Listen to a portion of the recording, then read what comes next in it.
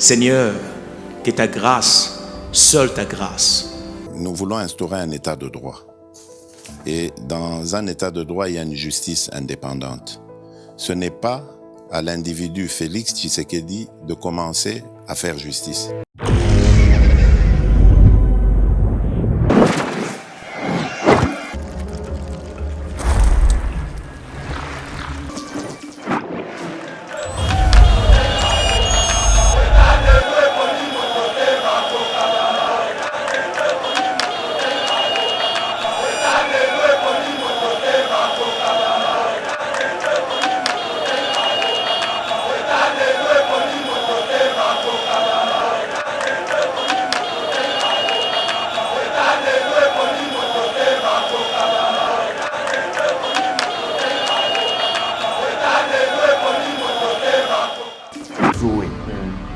compétence vraiment total, vraiment donc tant on a la même discours présentation au programme je me disais mais Congo tous un problème sérieux.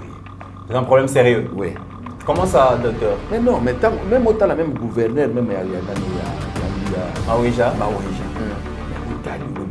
Est-ce que bateau bazo là basali ba cauchemar la muki ba lobby que non voilà mutu photo cha gouverneur mutu au lieu total que non zowe mutu pays mais total comment expliquer que non ba gouverneur bazo zo ba motion parce que même attaque ngobila wa le mazo boko lamba pe bo motion parce que majorité solide des alliés on peut pas obliger zowe à côté na union sacrée pas obligé parce que là tu as créé ce que le système beaucoup de dictature absolue.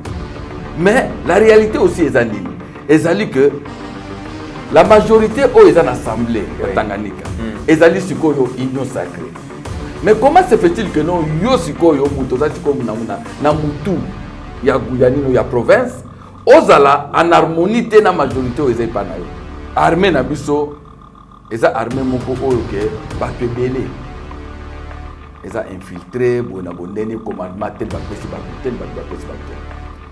Nous avons fait un jugement à Batouante, mais nous avons fait que non, le président a dit que nous soutenir l'action. Si vous avez soulevé un problème, ils ont battu les Congo. Si vous avez dit que non, parachuté, non, ce sont des commandos, na passé na bango. Donc pour nangai nous devons soutenir et le président de l'Union devons soutenir d'abord armée na.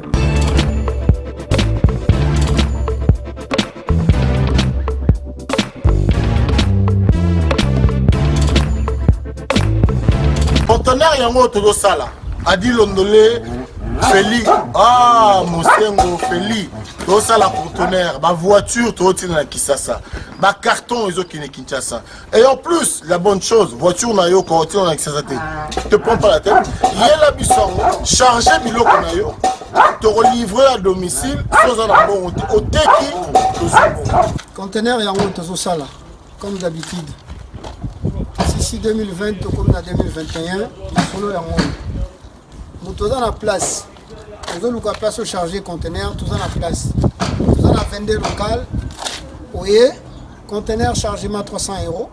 Tu peux sur local au charger biloko na yo biloko ki mais système toi na moi ça la biso passi tu recharger conteneur bien et comme une pomme noire 15 jours la sali ba démarche nazur renseignement habité gouvernement entre Yangambu na biso bazali na accord na bango ba conteneur no sur RDC fait ça la 15 jours na pont noir et tant que pont noir matadi eza une journée tu peux ça rapport na nani na bota papa za la robe moko mokonzi mboka luka solution masolo yango auto sala yango toujours tindika Feli Mosengo à suivre.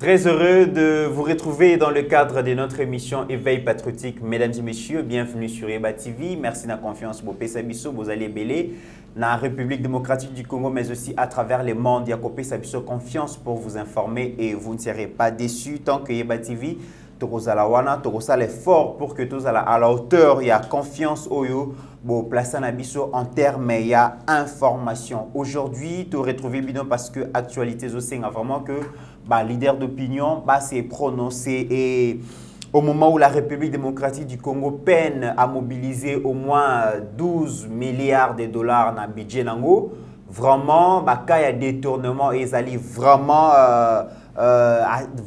belé à signaler. Et Inspection générale des finances, ils allaient informer qu'il y a des gros poissons bientôt dans ces filets. Tokoyo Kayango, Nakatia émission Oyo. Deuxième sujet, comment lutter contre la corruption, mais aussi l'enrichissement illicite. Il y a des membres du gouvernement, le gouvernement Samalukonde, Baouti Koko, Tametoye Barake, ceux qui ont nommé Moutou ministre, famille, tribu, clan, Batoutou, Bati Poudre na Moutou, est-ce que Zala Kabazo, c'est Pelapo, Ndeko na Bamwa, eu privilège, toi, eu responsabilité, il y a qu'au servir nation, Toko Lobela Yango. Awa, état de siège décrété par les chefs de l'État, ils ont continué à susciter ma réaction. Si d'une part, ils allaient susciter espoir dans le chef, il y a habitant, il y a partie est de la République démocratique du Congo, mais aussi ils allaient susciter inquiétude dans certains acteurs politiques, et puis pourquoi les chefs de l'État ont nommé des anciens rebelles dans la tête, il y a la province, il y a Ituri, mais aussi il y a la province, il y a Nord Kivu, autant de sujets Oyo Tokolobela Yangolelo. Alors pour parler de toutes ces questions, Toyambi Ponabino, docteur Henri Mayele Yelema, Oyo déjà son nom l'a déjà précédé parce que Combo Yebani, ceux qui battent Moussous Baoyebe Lungité, mais Combo déjà Zalaka vraiment souvent cité na Yeba TV par les leaders, Pasteur Guili Bokwala, Oyo Yemoka le Baraké, donc docteur Henri Mayele Yelema Zalaka coach naye, Binomoga Mamboyoga, donc au cours d'une émission, on a cité 5, 6, 7 fois parce que docteur Henri Mayele Azali Moutou Azali Peko participer activement na ba analyse Oyo, il y a Pasteur Guili, pourquoi pas, il y a Yeba TV. Docteur Henri Mayele, bonjour. Bonjour, Mitaïna. Comment expliquer que vous allez docteur de par votre formation, mais vous avez ma casse dans l'analyse politique. C'est vrai que ceux qui battent balanda karangote, mais à travers Pasteur Guili, vous avez des analyses percutantes, des analyses vraiment comment expliquer ça? Est-ce que vous bossez dans la formation, il fallait qu'il y ait une politique, mais aussi retrouver dans la meeting? Non, exactement que tu bossez dans parce que tu as une formation telle, tu as battu ma camouzo la politique. Ouais. Politique na loba que non bon au moni to kenda na université to tanga ezali poto zana bagage moko de façon aussi générale. Au côté eza culture générale aux hommes on appelle que non voilà des débats politiques parce que na mona bato muso bakolo ba que non aux dessiner boyer ce que non tika boyebi politique té. Mais quand tu vas tant au côté na bozindo ba mais ou juste la politique c'est quoi? Et le quoi que non a eu politique c'est quoi? Parce que les alliés bloquent toujours vivre chaque jour. Aux hommes que non si j'ai alliés boyer comment beaucoup réfléchir et ils ont s'engager que ça science politique pour que non aux amants cassent la politique non. Et sa culture générale et puis aux Hollanda ba information. Aux les capés na mikili mususu, aux comparer na aux les kanamboka na yo, aux mona que nos sujet tel, il fallait mansu basa lango boyer, pourquoi na mboka biso ba sala boyer. Donc ba comparaison zo sala que non, yangwana butu mo itozala que non to vanda, toujours réfléchir, toujours sala analyse. Mo to ko na lobatu que na za na monopole la connaissance te. Mo pe analyse muso ko za pe erroné. Mais bien zala nini que nous sommes moni que non eloko wana même atata to sala ba débat na ba camarades ba mso na ba réseaux sociaux so na moni ka za na raison na suka na wese que non eloko ngana yeba ki amote na moni que za na raison na point wana eza eloko mo pe culture mo mingi mangabiso ba congolais oko débattre na mutu oko finga ye mais pour pe ça par exemple ba idée pour le ba que non ngai eloko oyo publier wana ngai nazo mona que eza bien ou bien eza mabe non abani ba moko finga yo mais tant on poser question mais encore trouver ngo eza mabe pas d'argument donc voilà ngai c'est plus culture générale. Et puis, avant, il y a des politiciens. Ok. Donc, c'est ça. Très bien. Alors, Togo Lubela, actualité. Aujourd'hui, le jeune frère de Joseph Kabila, Ouazalaki, jusque-là, gouverneur de la province, il y a Tanganyika, il destitué le gouvernement provincial sur 25 députés provinciaux qui composent l'Assemblée provinciale à Tanganyika, 13 Bazalaki Bomon à plénière.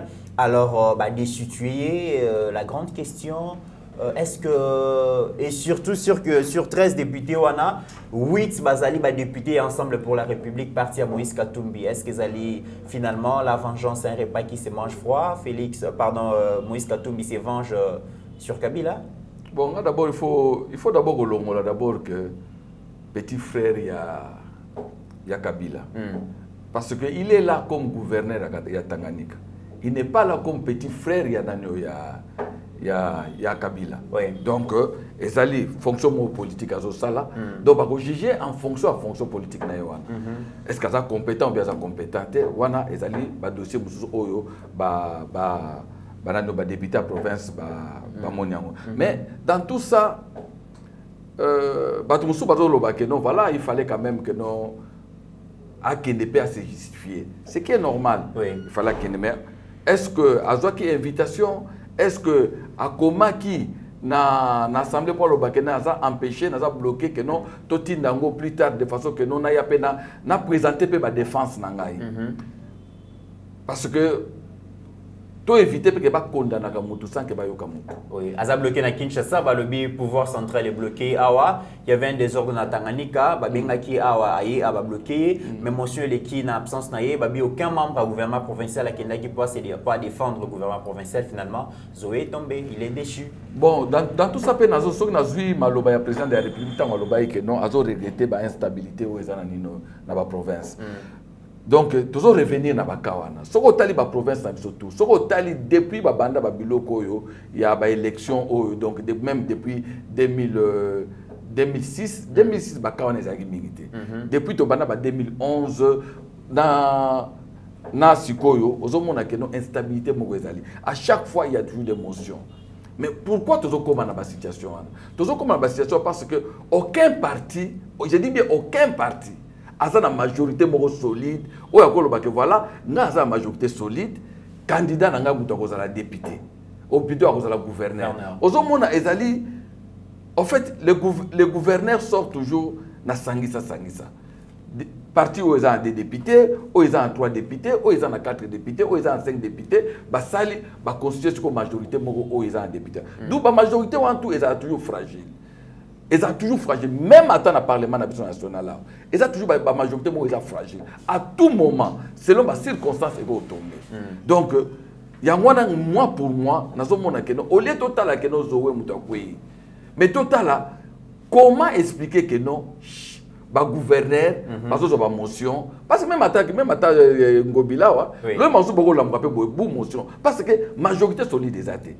Nous devons arriver que nos sommes que la province et que des Liboso, même à niveau national, il faut que comment tu ça de façon que tant que l'élection aussi la boue, n'engagez na ba mikili, la poto, bon mon élection est li boue, tant que bazo publié, boye bi déjà que muto ko za gouverneur ezali mutu tel parce que parti na eza majoritaire.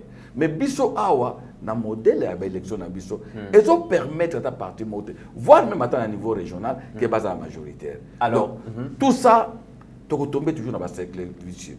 Donc il faut que non même na union sacrée ndenge za boue.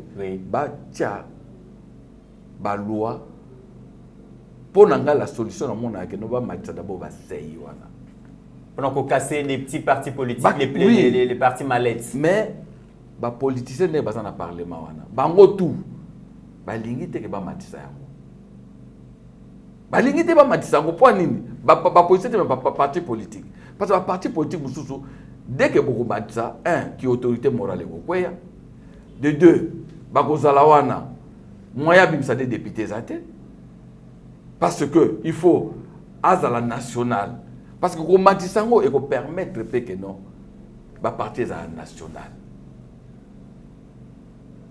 Donc, que parti politique, on a des partis politiques national, que partout, on va trouver un mot. Bah parti où vous avez parti moi que non ngai nazali kaka nazali majorité par exemple na coin tel et quoi existe parce que na coin wana vous êtes incapable par exemple de par exemple 3 millions de votants. Donc vous allez obligé que non au ça par exemple bon quand on a parti mususu et comme parti moko et que bah stabilité quota. Alors, docteur Mayele, Batuming Bazol, Bassi, je dois rappeler ce qui s'est passé à Tanganyika il y a 2 mois.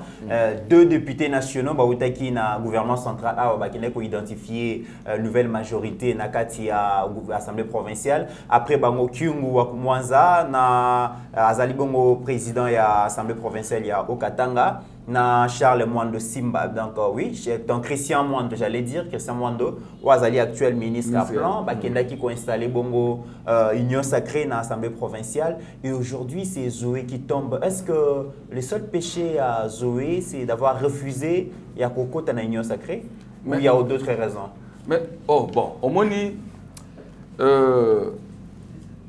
la politique, baloba on se bat vengeance sur ça la maga nandenge moko ya malembe.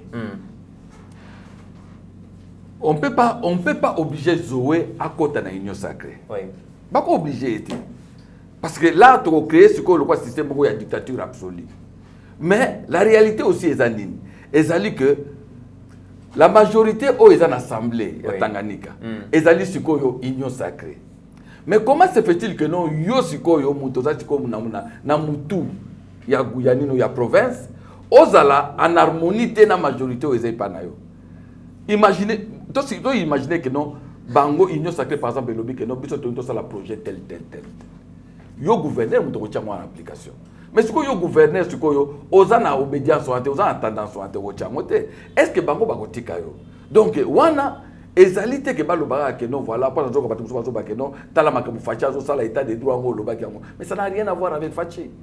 Parce que wana ndenge za wana les gens doivent savoir que non pourquoi va précipiter qui va diviser la province. Va précipiter quand on point. Et pour la raison il y a quoi amener l'administration vers le peuple vers la population à niveau province nazolo va précipiter. Point ba kendaki na motiko mba. Donc tozala qui prêter ya ko accueillir 26 provinces. Non, tozala qui prêter mais point to kenda na mba. Parce que Katumbi azala ki wana. Oh, tout la région tout est subi pour Katumbi. Il fallait qu'on arracher. Il fallait qu'on arracher Katanga ezaki munene. Et puis en plein roazaï kozwa Kabila mona que soka tikié et que au bon sanité déclaration mon Kabila le baki que non a qualifié Katumbi des diables quelque chose de comme ça. Voilà. Donc Katumbi nenga zawana azaki ko na 8 députés na kati assemblée provinciale. A Bakisi 5. Ce qui a Union sacrée, ce qui a IDPS. Donc, à Betty 13. Belle vengeance. Mais, motion. Voilà ce que. Exactement que nous avons le bandini, mais non. Tout le bango peut au tali na musique au monde que non voilà. Il y a la main aussi.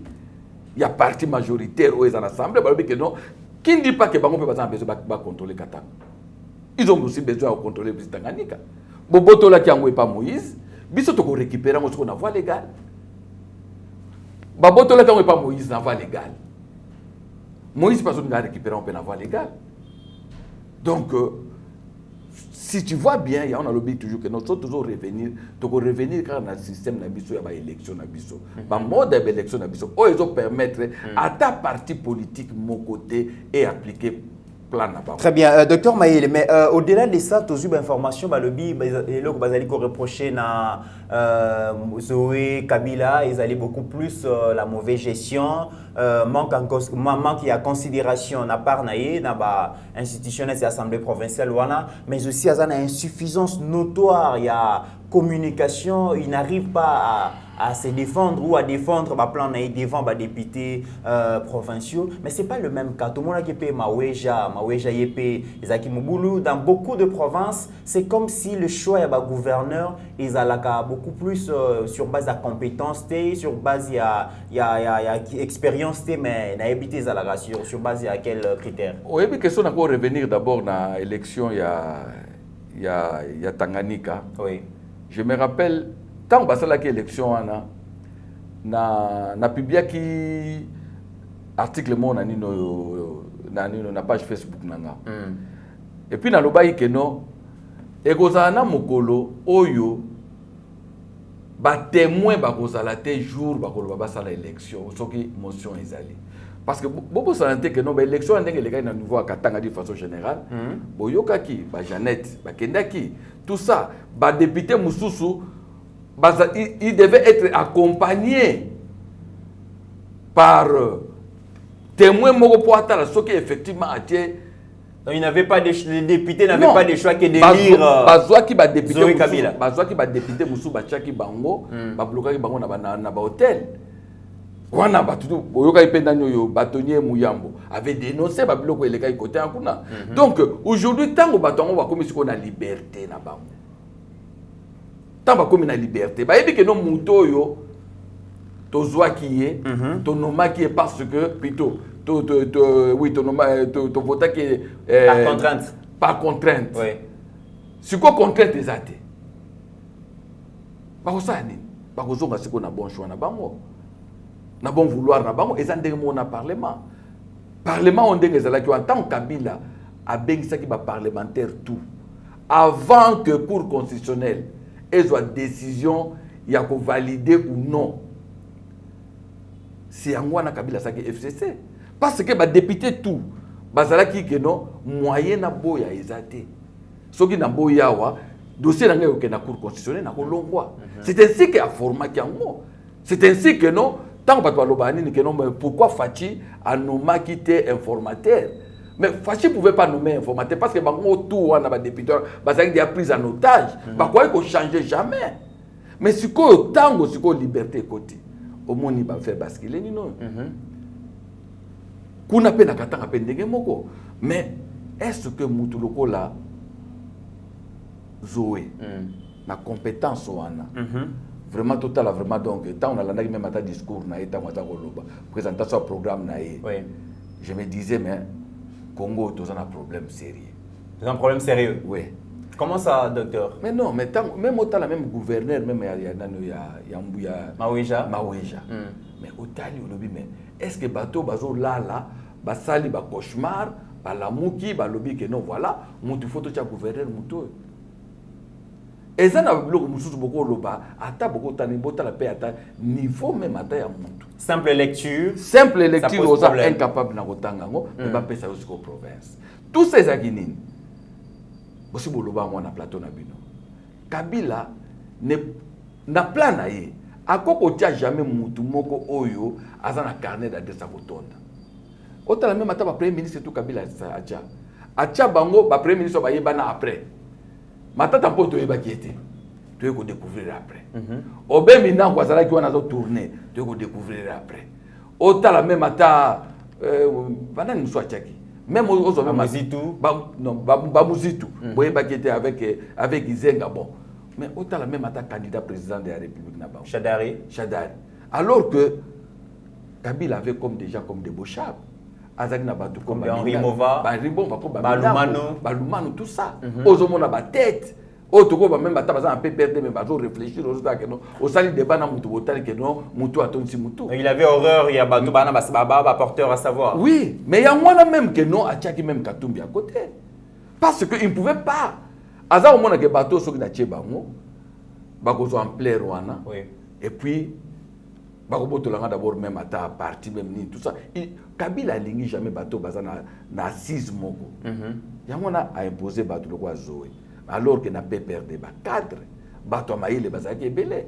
Donc moi pour ngai Zoé oui balobi que non asali bazo la biso que non tala sali musala boy. Ngana comme na Tanganyika na tena ko pesa te point de vue parce que na réseaux sociaux il y a à boire et à manger. Très bien. Il faut qu'on y ait ça discernement. Alors très bien, ceux qui te l'ongoué dans la province de Tanganyika, tozonga bon na gouvernement central, le président a doté la République d'un nouveau gouvernement, bah ça les remises et reprises qui Salomé Banda et les problèmes qui se posent, où trouver des moyens pour que Mokonzi Mboka a réalisé l'action quand on sait que nous sommes dans un pays où la corruption est devenue un sport national, bah, vraiment basé qu'on s'est prêté nango.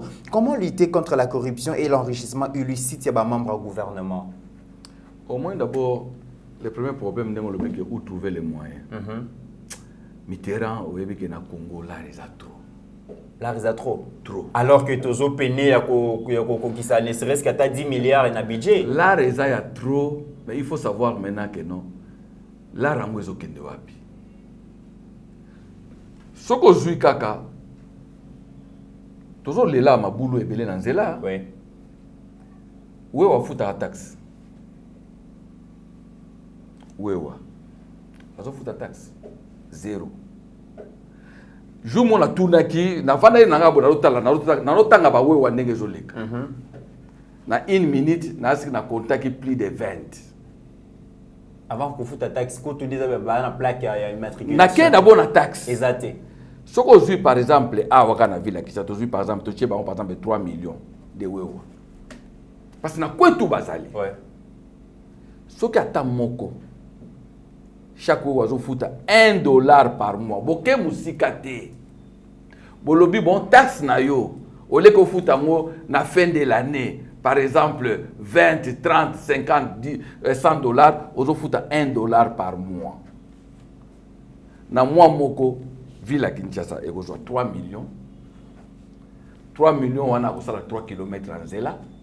Et 3 km en zela, donc 3 km vraiment donc la norme européenne.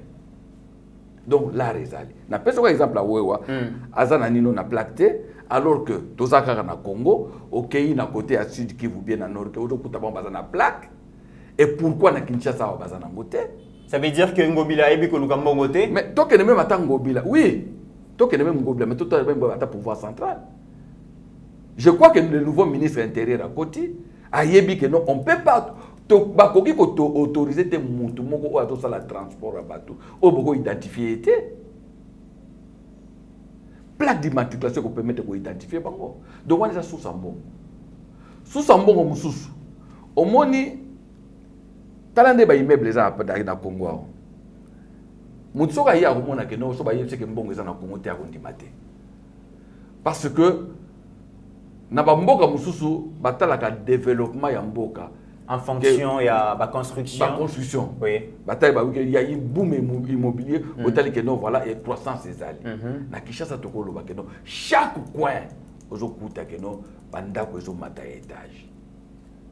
Na ko par exemple, aucun immeuble moko trouvé par exemple que non, il y a 20 appartements. Na chaque minimum, hein, je dis bien minimum on tozo futa. Ba locataire on a pas futa ma $500 minimum. Oui. Est-ce que vous avez $500 que l'État a zali na dido a $100 que na $500 que l'État a droit à recevoir plutôt $100 par mois. Tanga ba immeuble est à combien? To que ne siko na ba ndako tu ba locataire bazali. Minimum siko e komi na Kinshasa $100. Minimum non, minimum ya loyer ezali 100, 200. Donc, mais le locataire, il faut pas foutre directement $20 dans l'État. Mais non, on peut. Au début, quand on a eu un discours, j'étais révolté. Au début, quand on a tenu un discours, on a dit bateau bazana ba immeuble, bateau bazana ba appartement, bateau bazana ba locataire. Comment se fait-il que non, l'État a eu une décision que autant? Yo lo ba que non, banda kutu. Na ba immeuble tout batongi na ba villa tout muta futa donc par appartement $20. Mais non, il faut ba futa ngo en fonction ya mbongo o l'État kati 20%. À ce moment là tokoza na mbongo ebele. À ce moment là développement ya mboka pe kokeni. Na peso ka par exemple mi balé oyo ke non, ce qui vraiment que gouvernement lobby ke non alanda akolanda et puis moyen mususu ya ko zombongo ezali nini ezali ko lutter contre la corruption. La corruption ezo battre record. Sport national et puis tu vas comment ça la concurrence ya détournement. Il y a millions, yo détourné combien? Ah non, ngana détourné ko ministre tel a dit non, ngana détourné na 10 millions. Ah! Yo 10 millions. Mais mususu na non ngai oyebi ngana sali grand cop. Pour nous avoir 20 millions. Donc, comme ça la concurrence, parce que millions comme il y a pamba. Na Congo, millions, ils ont pamba. Mais comment expliquer, docteur Henri Mayele, nous sommes dans un pays où l'État a l'Ukaka Aeba source à revenu à Moutouté, quelqu'un qui ne travaille pas, quelqu'un qui n'est pas dans les affaires, mais il est en train de se taper vraiment immeuble par-ci par-là. Est-ce que l'État qui a source à revenu à Batou? On a devoir à l'État. Et ça, je crois que non, il faut police judiciaire, s'occuper de pôle financier, donc tout ça. Il faut identifier. Mais pour lutter contre la corruption, il faut que Batou soit sur le terrain, on va lutter contre la corruption. Pour il faut pas toucher Balar pour le ministre. Au moment où il y a eu chef wana. Parce qu'il faut attendre au travail wana. Il faut pas les cas, salaire il faut les ministre. Docteur Henri Mayele, est-ce que le combat corruption est que bateau sous-payé ou soit c'est une question aussi à mentalité? Parce que bateau peut détourner kawana ce qu'on l'a dit bien, donc baza déjà riche, baza déjà na bongo. Mais est-ce que la question est baza sous-payé ou la question est ya mentalité des a tourné vers les antivaleurs? Non, c'est que nous on a vraiment donc aux singa vraiment na sima bien. Parce que na raisonnement na ça que nos bateaux IGF faut pas bien payer comme le ministre. Oui. Donc cela veut dire tout simplement que non ngai mo na loba que non pour que non mutualité contre la corruption, il faut azanambongo ebele. Non. Le problème que tu viens de soulever c'est très important. Donc en fait, il y a un problème de mentalité. Problème de mentalité. Mais voyez que le président a ça c'est lui le mot il changement de mentalité. C'est lui le changement de mentalité pour ngai na aussi le président de la République azwa achabango à côté. Après ça on a ministère ya enseignement primaire et secondaire. De façon que va changer votre mentalité depuis l'école primaire.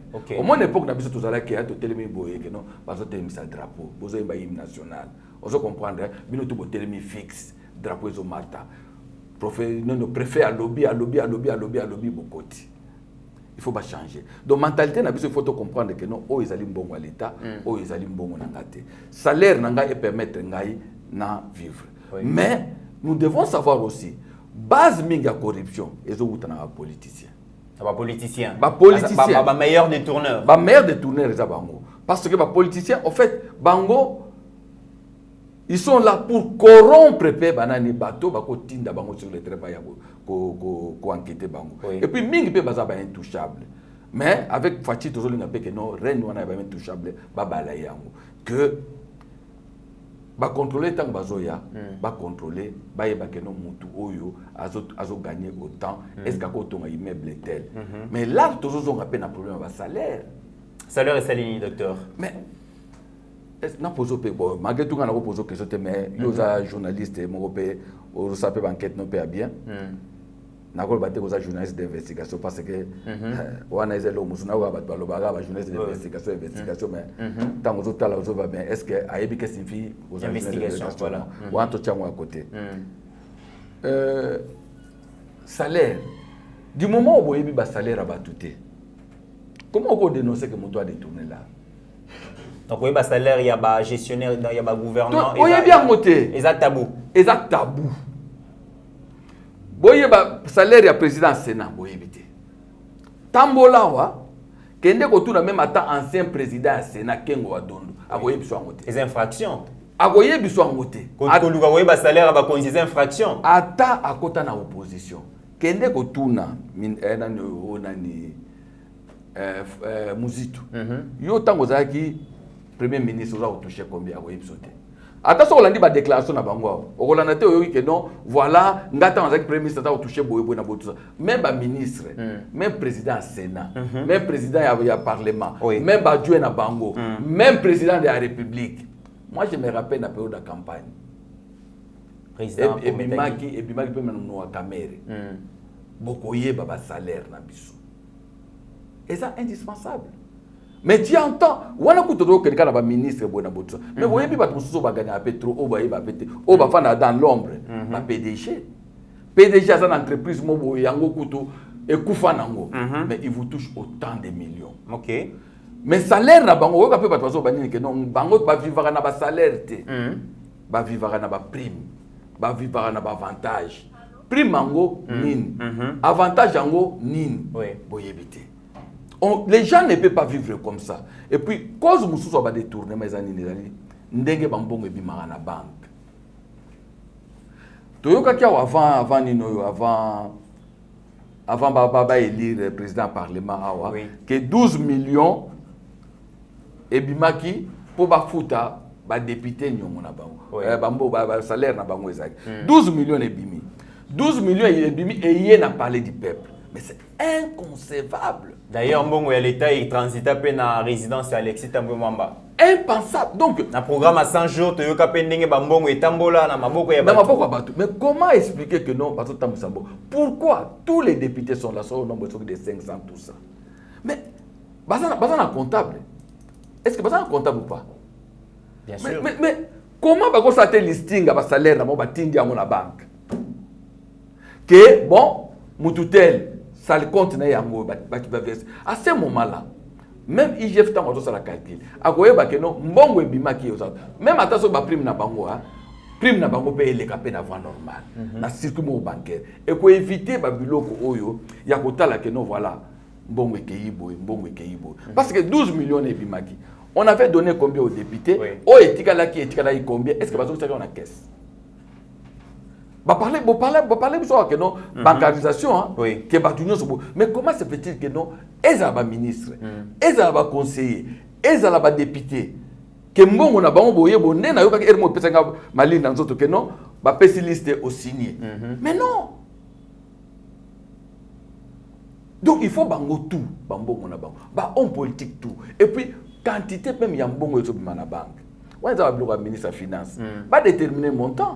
Oko zana mbongo na yo na c'est que no bebi no ndenge za bo ba bazana ba carte visa awa tant ba ke dans la banque ezana plafond mbongo na yo mais pour bimisa $10,000 ba yebiso que non ba yebiso que autre. Donc il faut même attendre na niveau ya banque nationale que batala que non montant tel comptable ko ya besoin moté montant tel il faut ce qu'il est dans circuit bancaire même yokolo société entreprise ce qui mbongo côté ba travailler notre fongola ba compte. Très bien. Alors par rapport toujours il y a l'ikamba corruption, il y a détournement, ba lobby d'après les informations à notre possession des gros poissons bientôt dans le filet inspection générale de la finance. Au regard il y a ba résultat enquête où IGF a mené na ba ministère na ba gouvernorat mais aussi na ba entreprise bazali ko yebisa biso que parmi ba non cité Ngopos, Willy Ngopos akozanga te, Willy Kitoko, Janine Mabunda, Alexis Tambwe Mwamba, les DG de la SNEL, Régie des eaux, Congo Airways, Institut national, il y a préparation professionnelle, Société congolaise des postes et télécommunications, gouverneur, il y a Équateur, gouverneur, il y a Olomami, gouverneur, il y a Congo central, il y a Lualaba. Donc, bientôt, va répondre donc acte de gestion devant la justice. J'ai cité tous ces noms pour dire que c'est quand même grave. Mais c'est quand même grave, il y a un loba que non, même à Tabino Boloba que non, la réforme union sur Salamaka, na parlement na biso, et ça un avantage à la politicien. Au moni, batumingo batangi, bazan immunité.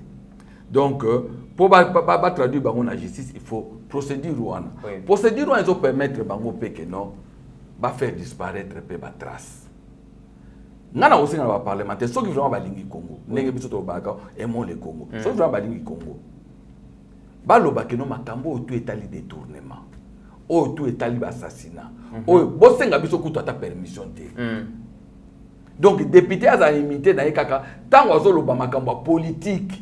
Imité na ezala que non tant ozo devant par exemple perchoir na bango wana tout ça azo loba ezala kaka azala ndengwana mais ezala té que non immunité na bango ezala que non même makambo étali que non il faut basenga d'abord autorisation bona botu. Parce que kata ko faire disparaître ba trace. Ngazali na surprendre même batu mususu oyo zomona ke non aye akena villa wa na mbongo sombi na kati ya appartement ya immeuble sombi ba appartement ba appartement na komi aye mais comme ebimi aye te. OK, donc eza toujours mokolo immeuble wana aza lokwa ke ye kaka mokolo nino tout ça mais mbongo tu ezokota par exemple na 3 appartements 4 appartements eza ya ye.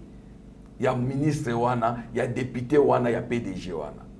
Donc ndenge petoloba ki awa même na premier mission tout ça qui na bino na leader ezala que non ba faire attacher na IGF. Na ba pays musu les andengwa. Parquet financier oyo immunité devant yango ekozala te. Omoni lokola ba pays mususu hein. Bon ngana na tiango lokola tokomi na système ya toza na période d'état de droit. Ou plutôt ya nino ya état de siège. Donc ba ko sa état de siège na ba détournement. Donc ezala donc na ndenge mo l'immunité ezala raté. Ezala que non dès que détourné mbala moko. Soki ba attaché yango et puis ba tie ba juge même ata au moins ba kombo tangi belé léo na yebité quand est-ce que ba ko sambisa bango bona ça va prendre du temps donc ba ça de façon l'argent peut aussi circuler pour corrompre la justice ba to mususu pe ndenge ko zala wana ba ko ndima na ba ko di prison 10 ans parce que soit ba kati les 20 ans 20 ans wana na yebité je parle sous réserve ba juriste soki a sali inter ya peine avec wana ezana mikila ebiti soki a ezana ndenge wana bako obimisa donc ba 20 ans au bout de 7 ans ko. Mais les problèmes aussi docteur Mayele c'est que mbongo wana soki bakangi ba juger ba tozo mona mbongo récupérer mbongo te justice zo récupérer mbongo wana te donc est-ce que ça complicité na ba juge ou bien comment bakangi mutu asa détournement botangi ba bien naye bona tout ça bokei même ba bien o atina komba mwana naye soki mwana asalaka te vous récupérez tout batiango ba vente publique tout le monde appelle que no Congo ils ont un système de vente publique non ba botola kinda kwa mutu boye ba to tenga on vente publique pour l'état ça ni a récupérer mbongo naye donc il faut parquet moko est attaché na IGF et ça attaché pe donc IGF na cour des comptes pe cour des comptes il faut qu'on tape en action de façon que ça peut audit na et ba juge ba la na biloko ba ko tsabiso te système que non le temps de la justice et ça temps ya nini ya binoté ya policier té le pays a besoin d'argent mbongo mingi za caché mbongo wana il faut le gouvernement à récupérer. Très bien. La justice doit rester le pouvoir qui arrête les pouvoirs, donc indépendance la justice elle est vraiment importante dans un état de droit. Tokomina Sukaya émission Nabiso. Dernière question, on va parler de l'état des sièges. L'état des sièges, ça fait plus de 20 ans que la partie est de la République démocratique du Congo a connaître un massacre et la population Nabiso et plusieurs tentatives puis ça résultat malongate, concertation, consultation, réunion ndenge. Alors le chef de l'État a décidé de jouer le tout pour tout. Donc, état de siège. Mais déjà, réaction Zali, comment est-ce que le chef de l'État a nommé des anciens rebelles pour gérer ces provinces? C'est la légion. En général, Johnny Luboya, il y a Nord Kivu, mais aussi Constant Ndima, il y a Ituri, Constant Ndima, déjà Zalara Pena MLC, et général Johnny Luboya, Zalara Bona RCD Goma. Bon. Le problème qui est là, c'est que, en fait, Bakouluka toujours là où il y a Sili Namutu, pour attaquer, non, et l'autre côté, tout ça. Mais je me rappelle encore que, tant que la guerre est bandée qui paie, Biso Hermoto, quand il paie, que les soldats à DSP, ils sont des anciens ex-phase. Ex-phase, tout ça. Armée Nabiso, ils ont armé Moko Oyoke, battu belé. Ils ont infiltré, bonabondeni, commandement, tel, bapesi, batu, tel, bapesi, batu. Nga nako sala jugement à bato ante mais nako senga que non ndenge président lobi que donc soutenir action wana soko tali bato bazo soulever un problème wana eza bato balingi be Congo te comme bato la muka ba s'opposer non d'abord bato bazo ba que non ba nommer bato oyo ancien rebelle ancien rebelle wana soko tali bien majorité la bango le quoi mususu wana za muto MLC balobi kaza ancien DSP bango wana tout ndenge za wana nalanda ki leader lobi alobaki que non bazate bato lelo ke ba sauter ka ba tomber ka bona grade général non bango ndenge baza wana baza bato mo boye donc baza na parcours la question que biso toko se poser bazaki ancien rebelle oui de balobi ke alors babilo musu ba démentir coûte que ba musu baza ancien rebelle mais so baza ancien rebelle est-ce que ndenge baza wana fibre na bango patriotique hein fibre patriotique na bango est-ce que ça c'est quoi que non pour ba ke kuna na mission nini ba ke kuna pour baza nini ba mettre fin na le Congo baza ba guerrier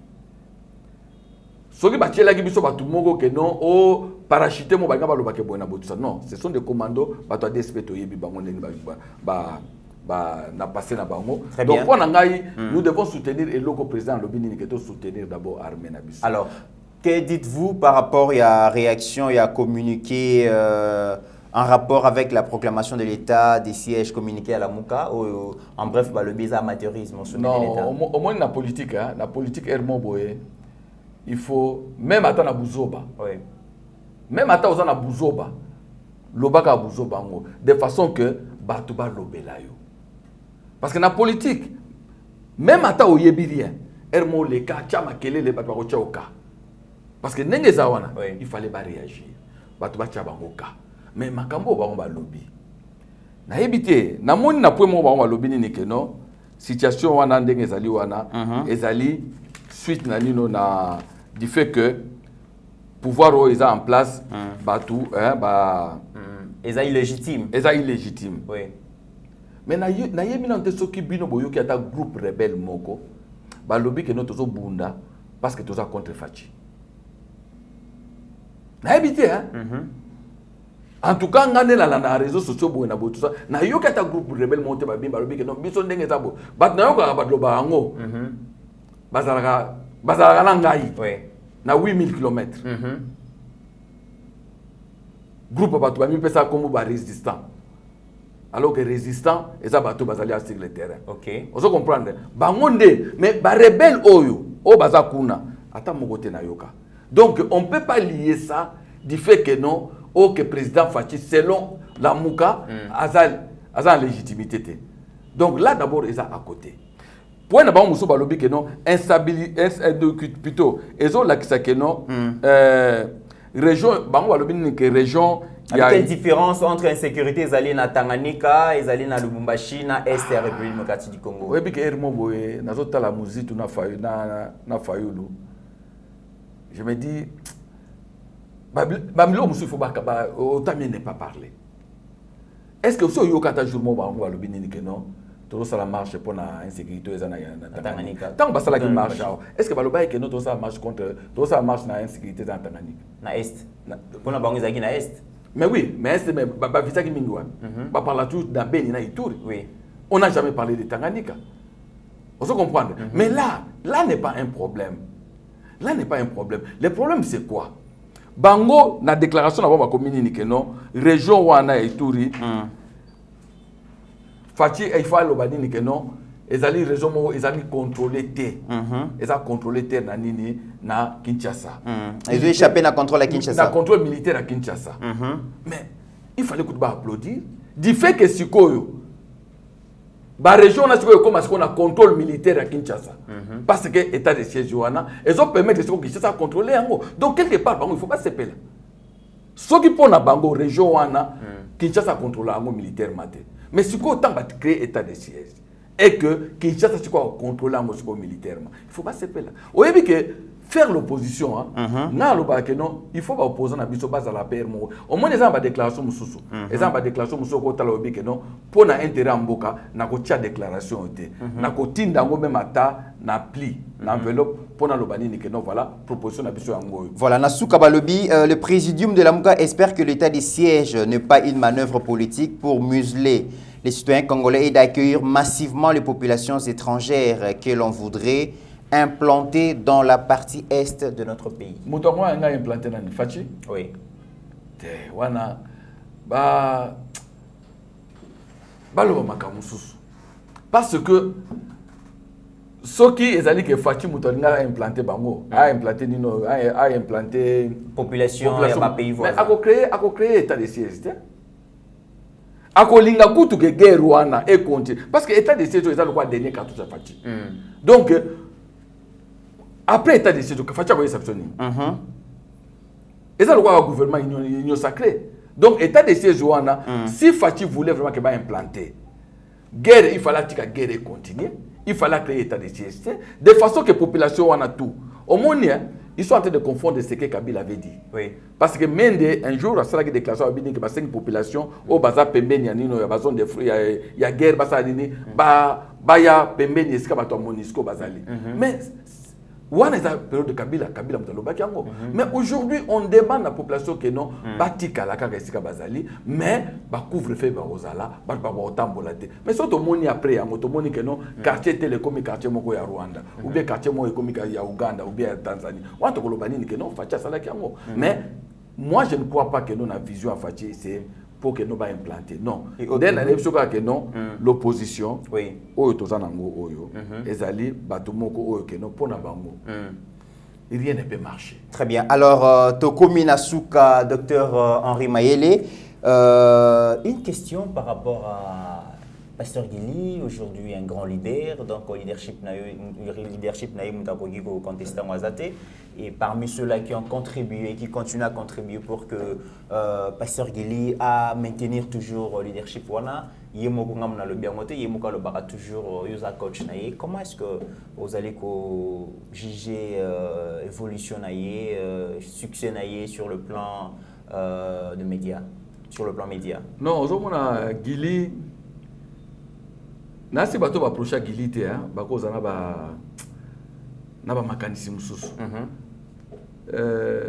C'est un garçon d'abord même temps ozo so anaye ngai lo musu patanga na Gili ermo ju musu na ese na petit ermo boye nazo mwa lokolo sa lokwande mubuta ta sa biso do mubuta ovanda boya pesi ba data pesi ba boye tant bo tala na kuzu bo moni mususu na même petit ba dato ba makambo to kanga ngo e uta ka wapi abino vie na tanga do bato ka sa musu non petit na tanga azwaka vraiment boyebu azwi tana ye azwi vraiment livre atangi ermo abenga me vie na tangi na comprendre te omoni ngo ndeni ana me vie non na moni idée au PCP ça bien te pas Arnaud Guili en fait c'est un leader né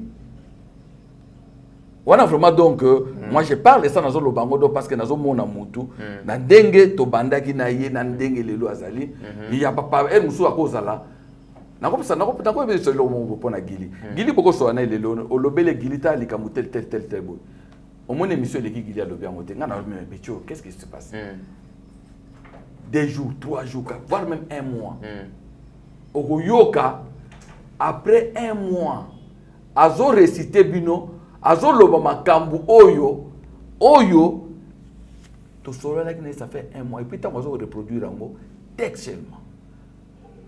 Donc, sur ce point-là, nous avons un avenir, nous avenir donc. À cause de la erreur, il y a une différence entre Kofinga et Nako critiquer. Vous comprenez? Donc, côté Wana, Azaï sous-souté. Donc, ce qui est là, il est là, il va continuer. Ako bosser boza wana bino tout équipe na bino ndenge za wana bosimba na kaka bokoza tu na bato ba critiquer bino bato ba finga bino c'est ça aussi un leader. Il faut qu'il y ait bakeno bato ba finga ye ce que jour bato ba finga ye souté donc aye bakeno aza sous leader te c'est quoi il faut parce que ndeni ni ya ko gérer yango parce que kilo wana poids wana eza poids moko il faut aye parce que ndenge ni na okenango mais je crois que non azali garçon moko o ayokaka. Très bien. Sur ce point-là, vraiment, donc, ayokaka. Au monde a mansour, ayaka, je moi, c'est que ça a dit que, les Camerounais dans le Bibo est vieux, les misanga. Parce que, naïbi que non, retomboka. Pourquoi? Parce que, to bima na makambo ya kofinga. Gili kofinga te. Vous comprenez? Pe, kolandate que non, au ça la politique, mon boy, donc, oyo, ba leader, ba finga ba leader te. Critiquer leader, kofinga leader politique te. Très bien. Mesdames et messieurs, nous sommes arrivés à la fin de cette émission. Toyambaki Ponabino, docteur Henri Mayele Yelema Oyobino Nyonso. Boyokaka, qui peut continuer Koyoka parce que c'est un nom bien connu dans Eba TV. Docteur Mayele, merci beaucoup d'avoir répondu à notre invitation. On a aimé qu'à chaque fois que vous allez toujours dans ces journées Kinshasa, répondra toujours présent dans l'invitation à Bisso, les mots de la fin pour clôturer l'émission. En tout cas, merci Mingi Mitterrand à l'occasion pour partager l'actualité. Malgré que les leaders, beaucoup là, Azar un peu empêché na musala na e. Les amis qui ont le bâti, mais na félicité bien na musala bozo sala. Bozali ba jeune moko oyo vraiment bozana voix moko oyo ke il y a kolinga kosala éveil patriotique. Éveil na bino bosalango ermo boy sans sentiment. Tango ermo que nous bomoni makambo za mabe, il faut critiquer parce que on va pas changer ce pays so ka biso tout ozaka na makambo ya dialelo. Il faut critiquer mais na yebi que non na ba idée na bino bo défendaka institution président de la République. So ki pe makambo pe ya mabe za na président de la République nayoka pe bino bosa nini bolobaka eza ba point positif eza pana en tout cas na aussi cette émission sans que na pesa DG na bino Shadrack en tout cas mbote ya trop donc na félicitation na musala wazo abattre na ko souhaiter pe kutu que non bandeko o baza pembeni na ba communication à président de la République pourquoi pas que ba approcher bino pe de façon que bino boza la rappeler batumo il faut vendre pe image du président de la République na ba action na sur le terrain parce que c'est très important aussi le président il faut makambu na batu ba yebaka yango donc et puis en passant pe Kandolo nako pesa yepe mbote belé mobia la ndenga zo sala disque nae donc soki batu bakoko sala de façon que no ba aider disque yango na yo ki yango donc ça disque mo vraiment patriotique vraiment eko sala que non et booster pe baction président de la République donc yo mo Mitterrand ya na occasion pesinga ili o esika zali donc a Rolanda ngai vraiment na lelo ngana remplacer yo donc absence na yo ba bengi nga ba lobi que non leader azate ya o remplacer leader ya mwana ye donc na ye na autorisation na yo je profite aussi pour na ko pesa ba camarade nanga tumbote donc ba o baza na Belgique ba o bazali awa donc en tout cas tozokuta na bino kala mingité ba leki nanga Nicole Dibou ozwa Tebo ozwa ba camarade nanga musala kwa ba nanu biangidiki ba Adel donc bino tout dodondomba esika ozali nazo peso mbote mingi parce que yozali mutu nanga vraiment akati José Matembele donc tozokuta na yo tokosola bien na phare RDC Patrick en tout cas na sepela mingi na kei na yo en tout cas toko développer pona tokosola pona intérêt ya mboka. Merci beaucoup, Docteur Mayele. Bisoto Katara Mayele, mais Mobimbezalaka Henri Mayele, Mabisto Bengaraga, grand frère Mayele. Merci pour l'encadrement, merci pour le soutien. On a passé un bon moment à Kinshasa et c'est toujours un plaisir, surtout pour moi, de passer un temps avec vous. Pour que chaque fois, en tout cas, Nazalaka richement béni, savoir où ils en tout cas, comme vous donc, Docteur Henri Mayele, donc. Merci beaucoup. Alors, merci na Henriette Kondi na Belgique, merci na Floringo Anvers, merci beaucoup na maman MM Malou Mbouyi, Oyo Azali, l'inzulucable, l'inoxydable, donc Kolutu, Yabaleki, pourquoi pas, merci. Merci beaucoup na maman Jenny Ndaya Kayembe, maman Jenny Ndaya Kayembe, salutations spéciales. Maman Thérèse Moussouamba, pourquoi pas, en tout cas bon rétablissement. Place aux Ali, merci na papa Albert Bakat, na Beau Sanité, grande sœur propre na Lobaka, voilà comment grande sœur privée et personnelle, Sylvie MK. En tout cas, grande sœur Ozala Mouté Manaebiki, tous ensemble. Na Beau Sanité, grande sœur Nadine Boboy, donc Docteur Mayele a lobby malgré que beaucoup d'anité, mais ce n'est qu'une partie remise les mois prochains à Kozala Awa. Grande sœur Nadine Boboy, grande sœur propre, donc Ozala Moutema. En attendant, mesdames et messieurs, portez-vous bien car chaque jour est une vie. Seigneur, que ta grâce, seule ta grâce. Nous voulons instaurer un état de droit. Et dans un état de droit, il y a une justice indépendante. Ce n'est pas à l'individu Félix Tshisekedi de commencer à faire justice.